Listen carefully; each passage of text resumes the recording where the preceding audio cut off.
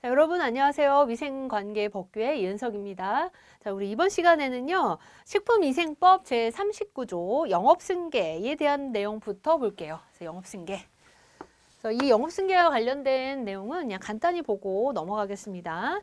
자, 1항을 보시면 자, 영업자가 영업을 양도하거나 사망한 경우 또는 법인이 합병한 경우에는 그 양수인 상속인 또는 합병 후 존속하는 법인이나 합병에 따라 설립되는 법인은요. 그대로 그 영업자의 지위를 승계를 하게 됩니다. 이 항을 보세요. 다음 각 호의 어느 하나에 해당하는 절차에 따라서 영업시설의 전부 또는 인수한 자는 그 영업자의 지위를 이제 승계를 합니다. 이 경우에는요. 종전의 영업자에 대한 영업허가 등록 또는 그가 한 신고는 그 효력을 잃게 되는데요. 밑에 내용을 볼까요? 첫 번째, 경매에 따를 때. 두 번째는 채무자 회생 및 파산에 관한 법률에 따른 환가. 세 번째는 압류 재산의 매각. 네 번째는 그 밖에 1호부터 3호에 해당하는 준하는 이 절차. 이런 경우 또 해당이 됩니다. 사망을 볼게요. 1항이나 2항에 따라서 그 영업자의 지위를 승계한 사람은 아랫줄 1개월 이내에 그 사실을 누구에게? 식약처장 또는 특자시 특자도지사, 시장건설 구청장에게 뭐 한대요? 허가 아니고 신고. 시도지사는 안 들어가죠. 다음 페이지 보시면 4항 식약처장 또는 특자시장, 특자도지사, 시도지사 없습니다. 시장건설 구청장은요. 자, 사망에 따라서 이렇게 신고를 받은 날부터 며칠 이내에 3일 이내에 신고 수리 여부를 신고인에게 통지를 해주는데요. 5항 같은 명령권자가 나오고요. 이 정한기간 내에 신고 수리 여부 또는 민호한 처리 관련 법령에 따른 처리기간의 연장을 신고인에게 통지를 안 해요. 그러면 그 기간 언제까지다 그 기간이 끝난 언제 다음 날부터 다음 날에 신고를 수리한 것으로 봅니다. 6항은요. 그 승계에 관해서는 제38조를 준용한다. 영업 허가 등 제한과 관련된 내용입니다. 준용을 하는데 다만 상속인이 제38조 제1항 8호에 해당이 된다면 이게 누구였냐면요. 피성년 후견인 또는 파산 선고를 받고 복권되지 않은 사람이에요. 여기에 해당된다면 상속받은 날부터 3개월 동안은 그렇지 않습니다. 그래서 영업 승계에 관한 내용을 봤고요. 제40조 건강진단.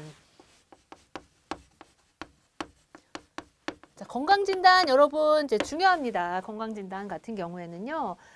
제대로 잘 받지 않거나 어떠한 이제 건강에 문제가 있을 때는 그것이 또 대중들에게, 국민들에게 영향을 줄 수가 있기 때문에 잘 보셔야 되고요. 이 시행규칙에 건강진단 대상자에 관련된 것들을 자세히 풀어놨잖아요. 이 부분은 또 기출이 됐었던 부분이기 때문에 별표 치시고 잘 볼게요. 그러면 제40조 볼게요. 건강진단. 첫 번째, 건강진단 대상자가 나와요. 누가 받아야 된대요? 영업자 및 그 종업원. 종업원만 받는 게 아니라 누구예요? 영업자 또는도 아니에요. 영업자 및 종업원.